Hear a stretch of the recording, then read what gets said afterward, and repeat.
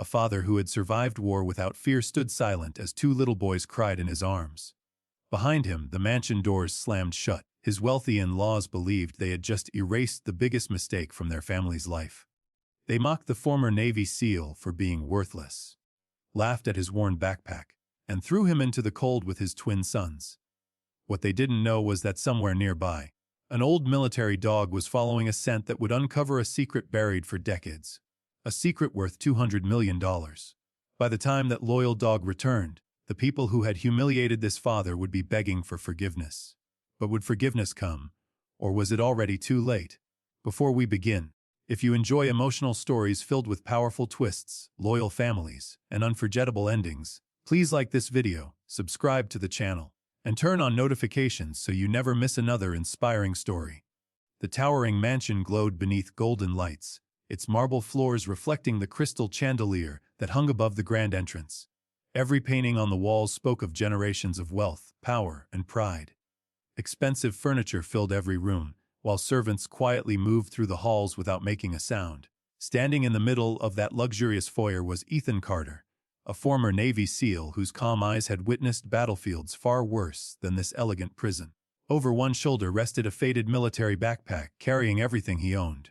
With his other arm he shielded 8-year-old twin sons, Noah and Liam, whose frightened faces were wet with tears. The boys clung tightly to their father, confused by the shouting echoing around them. Across from them stood Margaret and Richard Whitmore, Ethan's wealthy in-laws. Since the tragic death of their daughter Emily nearly a year earlier, they had blamed Ethan for everything. They never cared that he had left military service to become a full-time father. They ignored the countless nights he stayed awake comforting his grieving boys. In their eyes, he would never be good enough. Margaret pointed toward the front door with trembling anger. "You've lived off our generosity long enough," she snapped. Emily deserved someone who could give her luxury, not a soldier who came home with nothing. Ethan remained silent. During his years in the Navy SEALs, he had learned that not every attack deserved a response. Sometimes strength meant protecting those beside you instead of defending your own pride. Noah buried his face against Ethan's jacket. "Daddy, are we really leaving?" he whispered. Ethan gently rubbed his son's back before answering softly, "We're leaving this house, buddy, but we're staying together. That's what matters." Richard crossed his arms. "Take your children and go. We won't support failures anymore." The house staff exchanged nervous glances but said nothing. Two security guards stood by the entrance, clearly uncomfortable with what they were witnessing. Even the maids moved away as the boys cried. No one dared challenge the owners of the mansion. Margaret walked closer, her voice colder than before. "You're unemployed. You have no savings, no home, no future. Those boys deserve better than following a broken soldier into poverty." Ethan finally looked into her eyes. "The only thing my sons need is someone who never quits on them." His words were calm, but they carried the quiet confidence of a man who had survived impossible missions. That confidence only made Margaret angrier. She grabbed a small family photo from a nearby table, a picture of Ethan, Emily, and the twins smiling together at the beach. Without hesitation, she threw it onto the floor. The glass shattered into dozens of pieces. Both boys gasped. Liam knelt, trying to gather the broken photograph with trembling hands. Ethan quickly stopped him before the sharp glass could cut his fingers. Instead, Ethan carefully picked up the damaged picture himself and slipped it inside his backpack. "Memories don't break because glass does," he whispered to the twins. Those words stayed with them forever. Outside, rain had begun falling across the massive estate. As Ethan stepped through the mansion doors with Noah and Liam beside him, the heavy entrance slammed shut behind them with a final, heartless thud. The sound echoed through the night like the closing of one chapter and the beginning of another. The twins turned back, hoping someone might open the door again. No one came.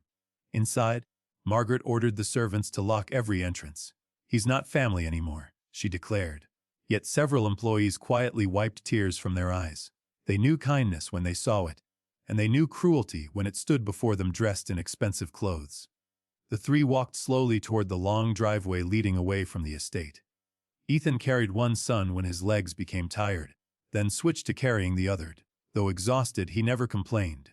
Every few steps he reminded the boys, we're a team. Unknown to them, another loyal member of that team had been watching everything from the edge of the property.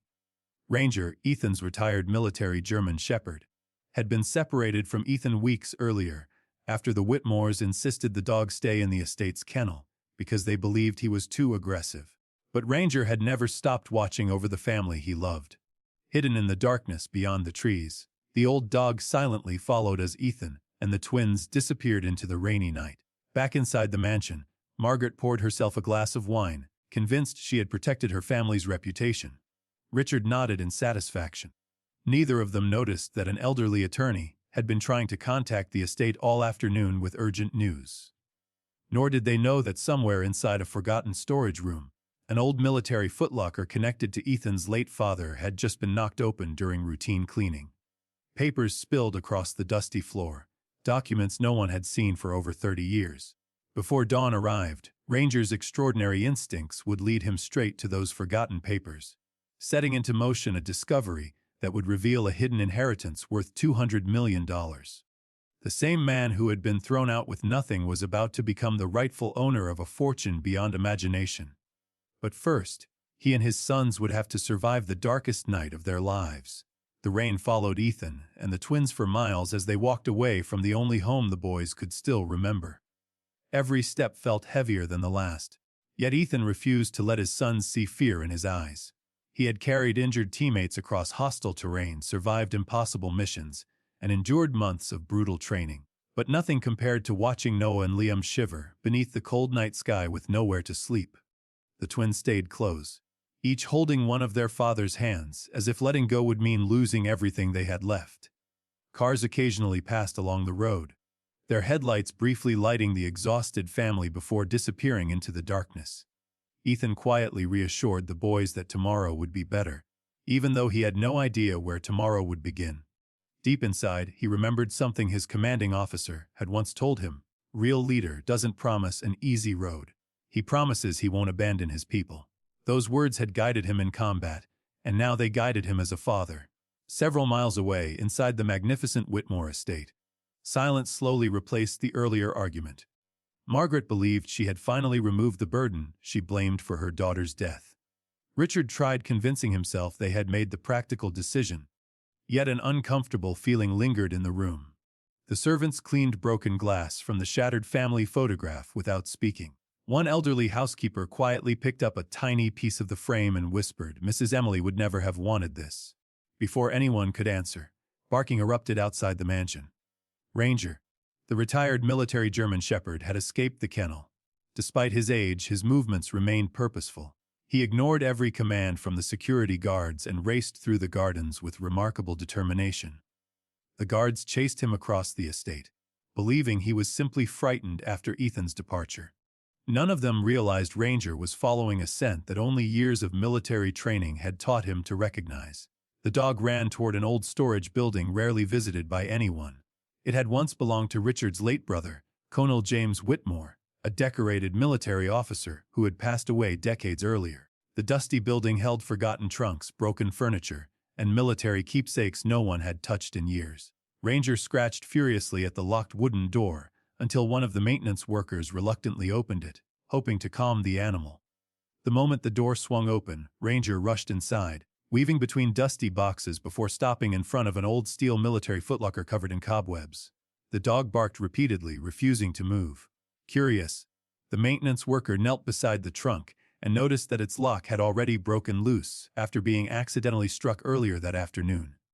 When he lifted the heavy lid, faded military uniforms, medals, and sealed envelopes rested inside.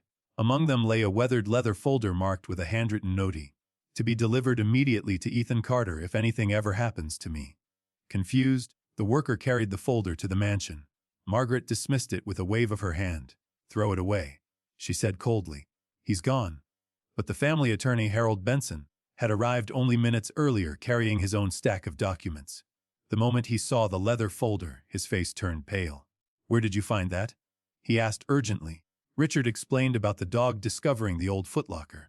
Harold slowly opened the folder, carefully unfolding papers that had remained hidden for nearly 30 years. As he read each page, disbelief spread across his face. "This changes everything," he whispered. Margaret frowned impatiently. "What are you talking about?" Harold looked directly at both of them. "Colonel James Whitmore wasn't simply your brother. Years before his death, He became the legal guardian and trustee of a private investment fund established by Ethan Carter's biological grandfather. Richard stared in confusion. Ethan was adopted as a child, he muttered. Harold nodded. Exactly. His biological family disappeared from public records after a tragic accident. They secretly transferred enormous assets into protected trusts until the rightful heir could be located. Margaret laughed dismissively. And you expect us to believe Ethan is connected to that? Harold quietly placed another document on the table. Not connected. He is the sole legal beneficiary. The room fell completely silent. Harold continued carefully. The trust has grown for decades through international investments, real estate, and private holdings, including interest. It is now valued at just over $200 million.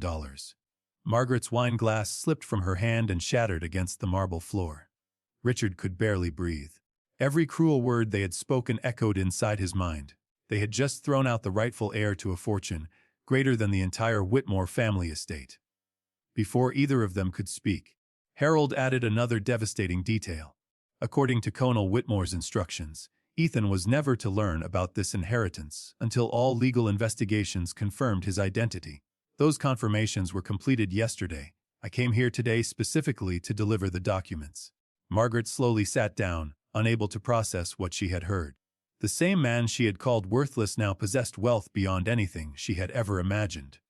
Meanwhile, Ethan found temporary shelter beneath the covered entrance of a small closed community center. He wrapped his military jacket around the twins while sitting between them on a wooden bench. Noah leaned against his father's shoulder. "Daddy, are Grandma and Grandpa mad because we're poor?" Ethan smiled gently despite the pain in his heart. "No, buddy. Sometimes people become so focused on money that they forget how valuable people really are." Liam looked up with tired eyes. "Will Mom still be proud of us?" Ethan felt tears threaten to appear, but he held them back. "Your mom is proud every single day. Nothing anyone says can ever change that." The twins finally drifted asleep beside him, trusting completely that their father would somehow protect them until morning.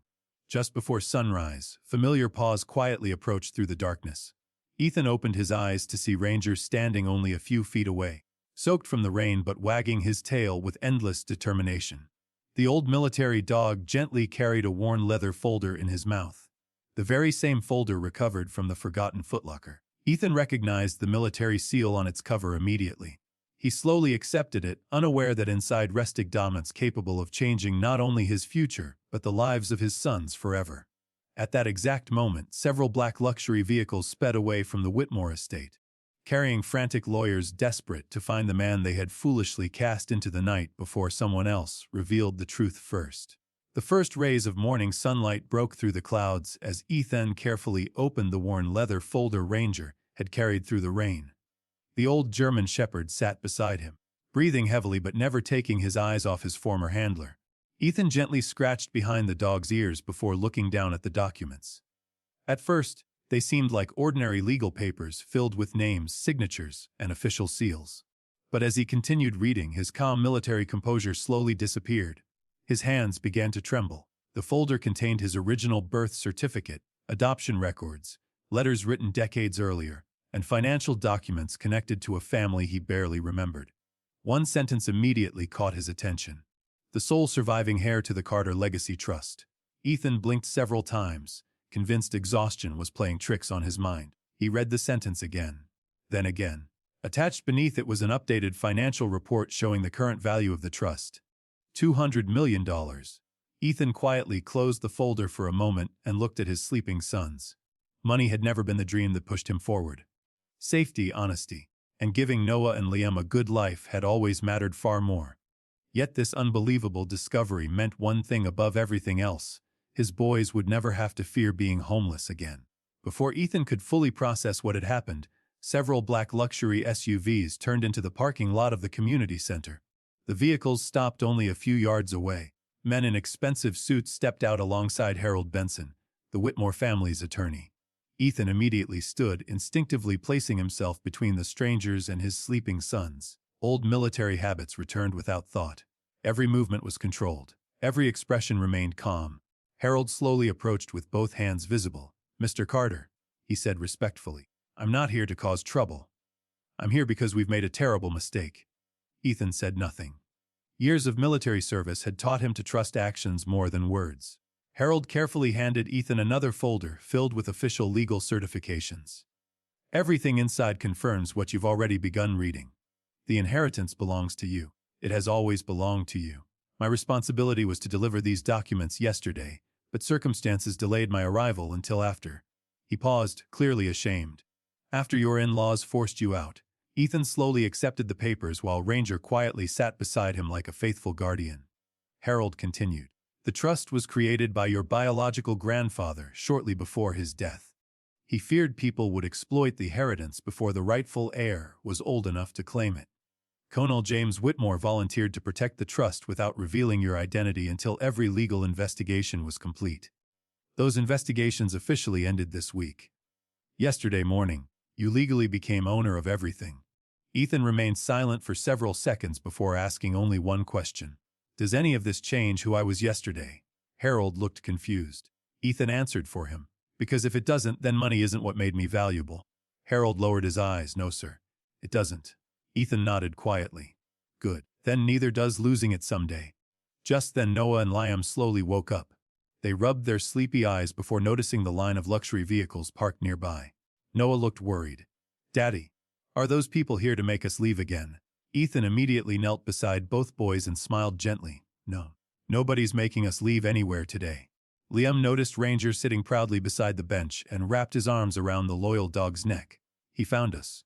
Liam whispered happily. Ethan looked at Ranger with gratitude impossible to describe. During dangerous military missions overseas, Ranger had located missing soldiers, detected hidden explosives, and saved countless lives. Now, years after retirement, he had completed perhaps the most important mission of all, bringing hope back to one broken family. Ethan quietly whispered into the dog's ear, "Good boy. You never stopped watching over us." Meanwhile, panic had completely consumed the Whitmore mansion. Margaret had barely slept. Every room reminded her of the words she had spoken the previous evening. Richard stared endlessly through the front windows, hoping Ethan might somehow return on his own. Instead, news arrived that lawyers had already located him. Margaret immediately insisted they drive to meet him before anyone else influenced his decision. "He has to forgive us," she kept repeating. "We're family." Richard remained unusually quiet. Deep down, he knew family was not something proven when fortune appeared. Family was proven when everything disappeared. They had failed that test completely. Even the household staff treated the couple differently that morning. The servants had witnessed Ethan's dignity while being humiliated. Now they silently watched the wealthy homeowners experience the consequences of their own cruelty. Only an hour later, Margaret and Richard arrived at the community center. The scene they encountered felt nothing like the one from the previous night. Instead of a helpless former soldier standing alone, Ethan was calmly reviewing documents with attorneys, while the twins laughed beside Ranger on the grass. Several financial advisors waited respectfully for instructions. Security personnel hired by the trust stood nearby, not because Ethan had requested protection, but because protecting assets of that value had become standard legal procedure. Margaret hurried toward him with tears in her eyes. "Ethan, please. We made a terrible mistake." Ethan slowly turned to face her.